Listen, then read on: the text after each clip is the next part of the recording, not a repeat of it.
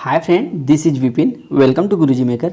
तो फ्रेंड, आज हम लोग बात करेंगे केबीएस पीआरटी इंटरव्यू से रिलेटेड मोस्ट इंपॉर्टेंट क्वेश्चन के बारे में, जहां हम सबसे पहले डिस्कस करेंगे स्ट्रेंथ और वीकनेस, और दूसरा जो टॉपिक है उस पर हम बात करेंगे हॉबी रिलेटेड क्वेश्चन। हमने अपनी पिछली वीडियो में 2 हॉबी के बारे में डिस्कस किया था, आज भी 2 हॉबी के बारे में डिस्कस करेंगे। ठीक, और स्ट्रेंथ और वीकनेस हमने वही रखा है जो एक टीचर के अंदर होना चाहिए। ये नहीं कि आप जैसे आप एसएससी का एग्जाम दे रहे हैं, एसएससी का फॉर्म डाल के आप टीचिंग की तैयारी कर रहे हैं, इस तरह की चीज़ें नहीं होनी चाहिए। क्योंकि स्ट्रेंथ और वीकनेस का आपको हज़ारों वीडियो मिल जाएगी, लेकिन आपको वही डालना है जो सच में टीचिंग के लिए इंपॉर्टेंट है। ठीक, तो स्ट्रेंथ और वीकनेस आपको इस तरह की चीज़ें लिखनी है जो आपके टीचिंग में यूटिलाइज हो चीज़ें।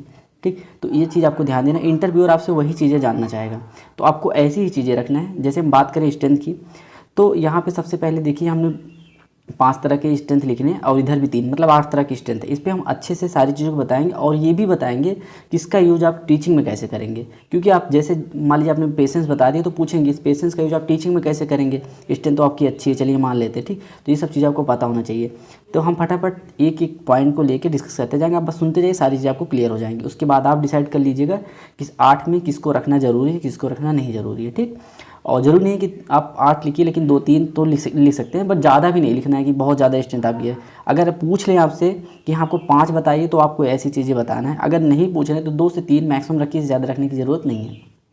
अगर यहाँ हम पहले पॉइंट की बात करें, पेशेंस, तो पेशेंस एक टीचर के अंदर बहुत इंपॉर्टेंट है, ये होना बहुत ज़रूरी होता है। अगर आप इस स्ट्रेंथ को रख रहे हैं तो आपको इसके बारे में पता होना चाहिए कि इसका यूज़ आप टीचिंग में कैसे करेंगे, क्योंकि इंटरव्यूअर आपसे पूछ सकते हैं कि इस पेशेंस का यूज़ आप क्लासरूम में कैसे करेंगे। ठीक, तो आपको आसानी से बताना है कि सर मैं पढ़ा रहा हूँ और पीछे कोई बच्चे मतलब शरारत कर रहे हैं, तो मैं जाके ऐसे नहीं उनसे मतलब बहुत ही गुस्से से आराम मतलब पेश आऊँगा, उनसे नॉर्मल ढंग से बात करूँगा, पेशेंस से उनको समझाऊँगा कि चीज़ें ऐसा नहीं करना चाहिए, क्लास को डिस्टर्ब नहीं करना है, या उनसे किस तरह से इंटरेक्ट करके सारी चीज़ों को सही करना। ठीक, तो ये तो पेशेंस हो गया। ये एक तरह का पेशेंस में से क्लास में नहीं, बहुत तरह की चीज़ें। मान लीजिए किसी बच्चे को आप एक ही चीज़ समझा रहे, नहीं आ रहा है, 2 बार समझाए, 3 बार समझाएं, नहीं आ रहा है, तो आपको पेशेंस रखना है, आपको अपनी टीचिंग स्टाइल बदलना है।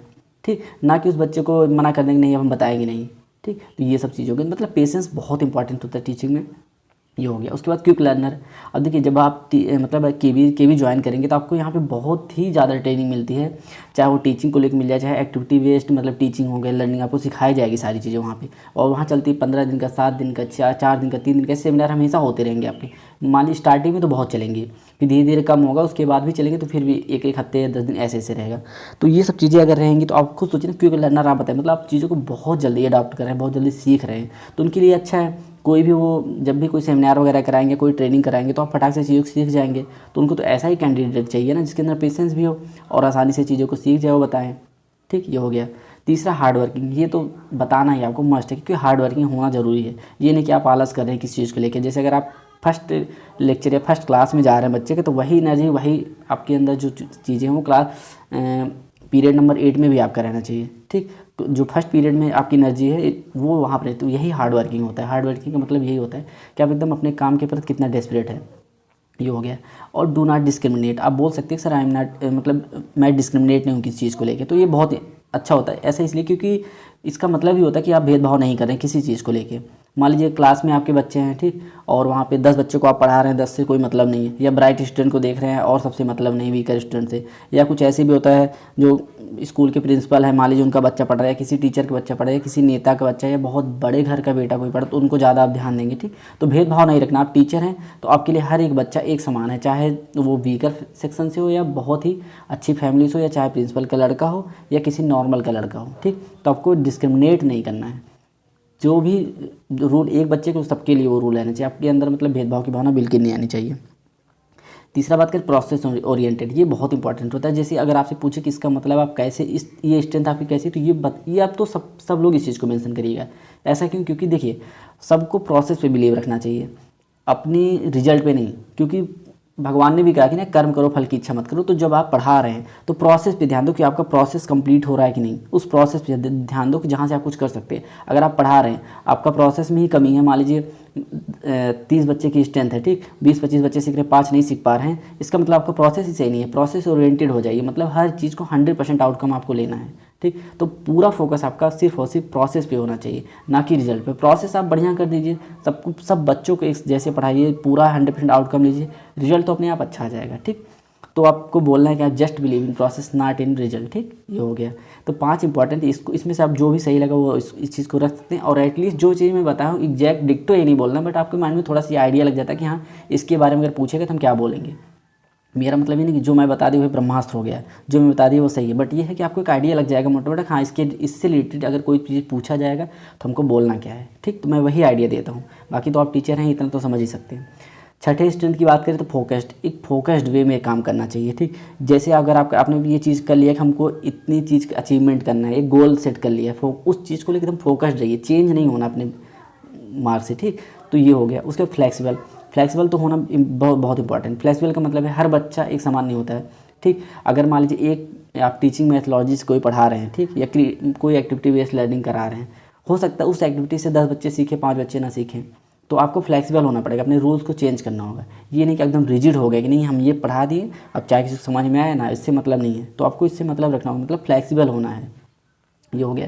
पंक्चुअल, ये बहुत इंपॉर्टेंट होता है कि अब टाइम को लेके कितना पंक्चुअल है, या किसी चीज़ के या अपनी बात को लेके कितना।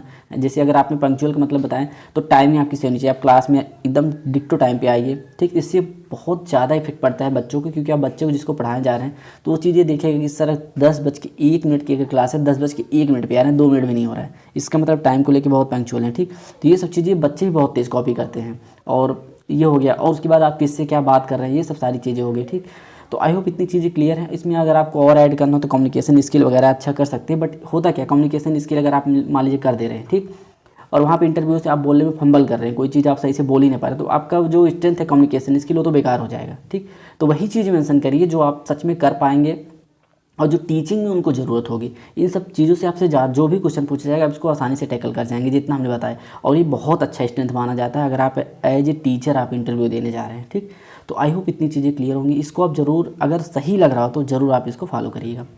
तो इतनी चीज़ों, अगर इसके अलावा कोई और आपकी क्वेरी है तो आप हमसे पूछे, हम बता देंगे। बट कम्युनिकेशन स्किल में बताया ना, जैसे मान लीजिए कम्युनिकेशन स्किल बहुत लोग करें कि अब डालना चाहिए, डाल दीजिए बिल्कुल, लेकिन आपको याद रहना चाहिए कि अगर आप इंटरव्यू देना, आपको फंबल नहीं होना, घबराहट नहीं होनी चाहिए, क्योंकि वहाँ पे उनको कम्युनिकेशन स्किल दिखनी चाहिए। इसका मतलब ये नहीं कि कम्युनिकेशन आप छोटे बच्चों से सिर्फ कम्युनिकेशन स्किल आपकी सही होनी चाहिए। कम्युनिकेशन स्किल आपने स्ट्रेंथ से डाला है, मतलब आपकी सबसे अच्छी पकड़ उस पर है, तो वो चीज़ दिखनी चाहिए। यानी कि वहाँ कुछ पूछ लिया, आप घबरा गए, फंबल होने लगे, पसीना छूटने लगे। ठीक, तो अगर इस तरह की चीज़ें हैं तो बिल्कुल मत डालिए, अगर हैं नहीं है तो डालिए, कोई दिक्कत नहीं है। ठीक, हेजिटेट नहीं होना इस चीज़ को लेके।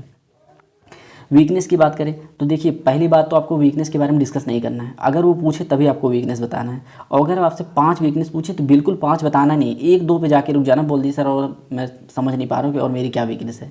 नहीं तो उनको लगेगी तो इसकी तो स्ट्रेंथ मानिए आप 5 बता दिए, अच्छा है, कोई दिक्कत नहीं है। पहली बात तो जितना पूछे उतना बताइए, 1-2 बताइए, 3 बताइए, अगर 5 पूछे तो 5 बताइए, इससे ज़्यादा स्ट्रेंथ पे ध्यान नहीं देना है।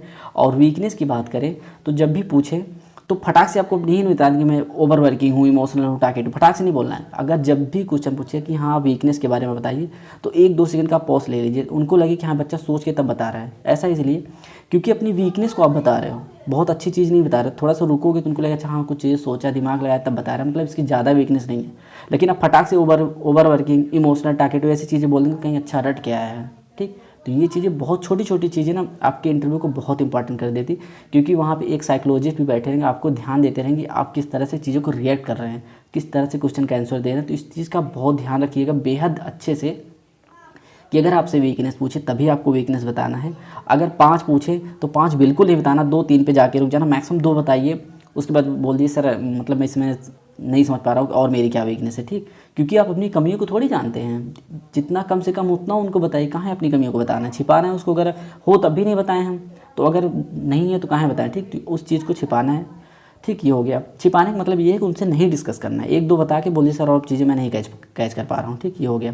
और तीसरी चीज़ मैं बता बहुत इंपॉर्टेंट, कि जब भी पूछे 1 से 2 सेकंड का पॉज ज़रूर लीजिएगा, तुरंत ऐसे नहीं बता दीजिए हाँ मेरी ये वीकनेस है।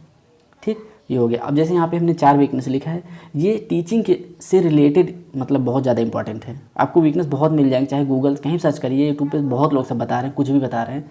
ठीक, लेकिन ये इंपॉर्टेंट इसलिए क्योंकि आपकी टीचिंग में इसका काम हो जाए। जैसे ओवर वर्किंग आप बोल दिए कि सर मैं कोई काम करता हूँ तो मैं भूल जाता हूँ कि हाँ मुझे और क्या करना है। ठीक, तो और मेरे अंदर ये भी है कि उस चीज़ को जब तक कंप्लीट ना कर लूँ तब तक मुझे मतलब चैन ही नहीं रहता, मैं अपना खाना पीना छोड़ दूँ, इससे मेरी हेल्थ इशू भी हो जाते हैं, या घर पे डांट पड़ जाती है, या कहीं ऑर्गेनाइजेशन वगैरह में रहते हैं तो वो लोग भी कहते हैं भैया अब रहने दो, टाइम हो गया। ठीक, तो ये चीज़ होगी, तो उनको लगे अच्छा ये तो अच्छी क्वालिटी, एक तरह से आपकी वीकनेस भी ना उनको एक अच्छी क्वालिटी दिख जाएगी। तो इस तरह का आपका वीकनेस होना चाहिए।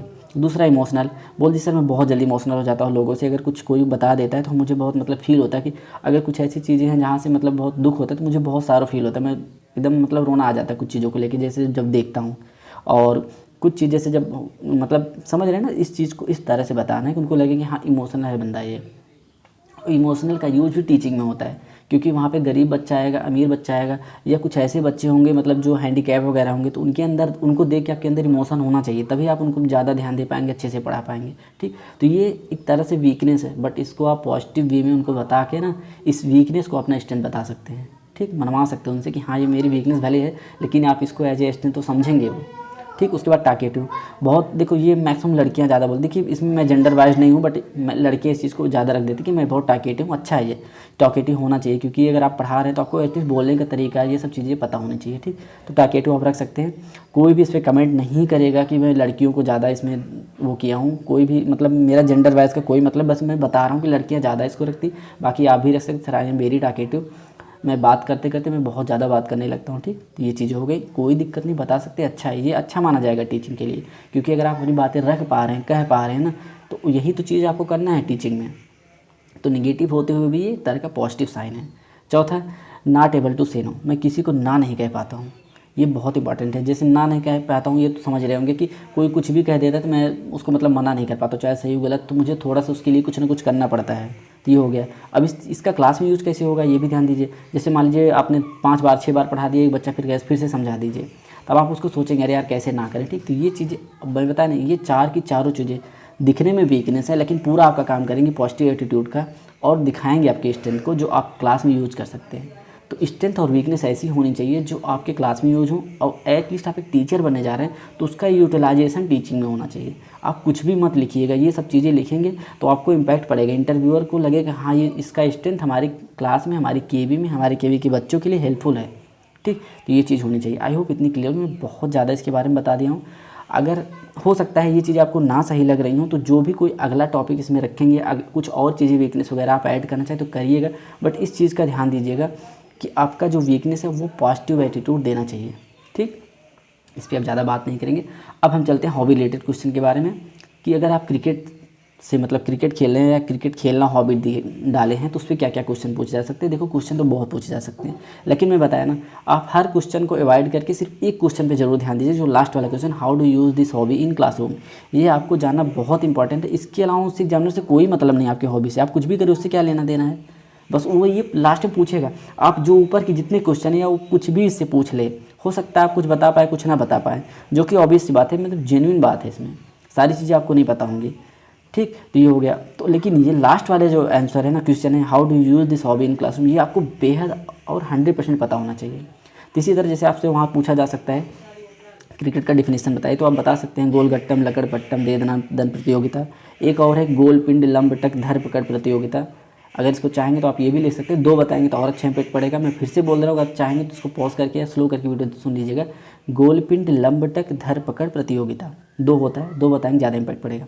पहली चीज़। दूसरी चीज़, मान लीजिए फर्स्ट मैच आपसे पूछ ली, पहला मैच कब हुआ था, किसके बीच हुआ था, कब हुआ था। ठीक, उसके बाद जैसे इसमें ये तो पहला हो गया, उसमें ये पूछ सकते इंडिया ने अपना पहला मैच कब खेला था, किससे खेला था और कब खेला था। 2 क्वेश्चन यहाँ से हो गए। दूसरा, how many times India win the world cup, India कितनी बार वर्ल्ड कप जीता है और कब कब जीता है, और उसमें ये भी पूछ सकते उसमें कप्तान कौन था। ठीक, कैप्टन इंडिया का कौन था, ये हो गया। अब जैसे आपसे ये भी पूछा जा सकता है who is your favourite player. अगर आप फेवरेट प्लेयर के बारे में बता रहे हैं तो आपको ये ध्यान देना है कि उसके बारे में सब कुछ आपको पता होना चाहिए। ठीक, तो ये देख लीजिएगा। उसके बाद व्हाट डू यू लाइक, आपको क्या पसंद है, ये पूछ सकते हैं कि बैटिंग बॉलिंग या विकेट कीपिंग, जो भी पूछेंगे, या फील्डिंग, तो आपको बताना होगा। ठीक, ये हो गया। और लास्ट वाला, how do you this hobby in class में, इसके बारे में बहुत अच्छे से आपको जानना होगा। कुछ चीज़ें मैं बता रहा हूँ, अगर सही लगे तो अडॉप्ट करिएगा, बाकी आप खुद देख लीजिएगा। जैसे आप इसका बता सकते हैं कि सर इसका फिजिकल एक्टिविटी में बहुत यूज है, मैं अपने बच्चे को जैसे फंडे के दिन क्रिकेट वगैरह खिला सकता हूँ, पहली चीज़। दूसरी चीज़, अगर मतलब बच्चा ये सब खेलेगा तो फिजिकली कितना फिट रहेगा, तो ये भी चीज़ आप बता सकते हैं। ठीक, और तीसरी चीज़, मतलब क्रिकेट वगैरह का एग्जांपल देखिए, जैसे बैट बॉल सब बच्चे को पसंद होता है, उससे रिलेटेड हम कुछ एक्टिविटी करवा के क्लास में चीज़ों को समझा सकते हैं। ठीक, ये 3 चीज़ें हो गई, बाकी आप देख लीजिएगा, जो सही लगे आप कर सकते हैं। मुझे ये सही लग रहा था तो मैं बताया। ठीक, और हम बात करें डांस से जो डांसिंग हॉबी रिलेटेड जो क्वेश्चन उसके बारे में, तो आपको एटलीस्ट ये जानना कि टाइप्स ऑफ डांस कितने होते हैं, डांस किस तरह के होते हैं, आपको ये जानना जरूरी बहुत होते हैं। आप ये देख लीजिएगा। और जरूरी नहीं कि आपको सारी चीज़ें पता हो, बट एटलीस्ट 2-4 चीज़ें पता होनी चाहिए, एकदम भी बिल्कुल मतलब ब्लैंक नहीं रखना है, थोड़ी चीज़ आपको पता होनी चाहिए। दूसरी चीज़, हाउ मेनी शास्त्रीय नृत्य, ये आपको पता होना चाहिए, 8 या 9 होते हैं, ये देख लीजिएगा आप। ठीक। Which type of dance do you know, आपको किस तरह का डांस मतलब आता है, ये पूछा जाएगा। ठीक। और थोड़ा सा प्रिपेयर करके रखिएगा, हो सकता है आपसे डांस वहाँ करवाया भी जा सके। अगर आप इस चीज़ को मेंशन किए हैं तो मान के चलिए कि चीज़ें वहाँ हो सकती है, पॉसिबिलिटी है, तो आप अपने आप को प्रिपेयर रखिएगा कि वहाँ ये चीज़ें हो पाए। ठीक। उसके बाद हाईएस्ट अवार्ड ऑफ डांस, मतलब डांसिंग में सबसे ऊपर मतलब सबसे बड़ा अवार्ड क्या है, इसके बारे में आपको जानना होगा, और उसको किसने पाया है, बस इतना देख लीजिए, इससे ज़्यादा जरूरी नहीं है। और मैं बताया ना, इस चीज़ का जितना 4-5 क्वेश्चन है, और भी क्वेश्चन जो भी पूछे जाएंगे उनके दिमाग में आ सकता है, कुछ भी पूछ सकते हैं। तो अगर उसका आंसर आप सही नहीं दे रहे ना फिर भी, लेकिन लास्ट में आपसे ये क्वेश्चन जरूर पूछेंगे कि इसका क्लासरूम में यूज़ कैसे, तो इसको आप बताइएगा अच्छे से कि सर जो भी मतलब एक्टिविटी बेस्ड होते हैं गेम वगैरह, एक्टिविटी बेस्ड जो लर्निंग होती है उसमें डांसिंग का बहुत यूज हम कर सकते हैं चीज़ें, क्योंकि सिंपली जब हम बच्चों को मतलब एक्शन के थ्रू समझाते हैं तो बच्चे ज़्यादा सीखते हैं। अगर उसमें थोड़ा सा हम डांस को इन्वॉल्व करेंगे, बच्चे बहुत इंटरेक्ट रहेंगे हमसे, चीज़ों को अच्छे से सीखेंगे, जो कि उनकी टीचिंग लर्निंग प्रोसेस में बहुत अच्छा इंपैक्ट पड़ेगा। ठीक। तो ये चीज़ें आप बता सकते हैं। बाकी और चीज़ें कि सर मैं फंडे के दिन कोई भी मतलब जो फंडे के दिन बच्चे होता है उनको हम अच्छे से डांस वांस सिखा सकते हैं। उसके बाद तीसरी चीज़, सर कोई मतलब जब हमारे यहाँ कल्चर प्रोग्राम होता है, कल्चर केवी कल्चर का जो प्रोग्राम वगैरह होता है उसमें कुछ होगा तो उसमें हम बच्चों को मतलब डांस सिखा सकते हैं। ठीक। तो ये चीज़ें आप रख सकते हैं। आई होप इतनी चीज़ें क्लियर हो गई होंगी। कोई भी कन्फ्यूजन हो आप कमेंट बॉक्स में हमसे ज़रूर पूछिएगा। यहाँ ना पूछ के अगर पूछना चाहते आप टेलीग्राम पे हमारे डिस्क्रिप्शन लिंक रहती है, वहाँ पे देख के आप टेलीग्राम पे भी पूछ सकते हैं। और आई होप क्लियर हो गई होंगी। मैं वही चीज़ें रखता हूँ जो इंपॉर्टेंट है, और मैं बताया ना स्ट्रेंथ और वीकनेस वही होना चाहिए जो टीचिंग से रिलेटेड, क्योंकि आप टीचिंग का एग्जाम देने जा रहे हो तो ये बेहद ज़रूरी है। ठीक। बाकी स्ट्रेंथ और वीकनेस आपको बहुत मिल जाएंगे, बस थोड़ा सा देखिएगा। मैं कोशिश किया हूँ चीज़ों को सही बताने की, बाकी आप खुद ही समझदार हैं, टीचर बनने जा रहे हैं तो इतनी तो आपके अंदर कैपेबिलिटी होगी, तो आप समझ रहे होंगे कि क्या सही है क्या गलत है। ठीक। और सच में अगर आपको वीडियो सच में अच्छी लगी हो तो प्लीज़ लाइक शेयर सब्सक्राइब ज़्यादा से ज़्यादा करिए। ठीक। Thank you. जय हिंद।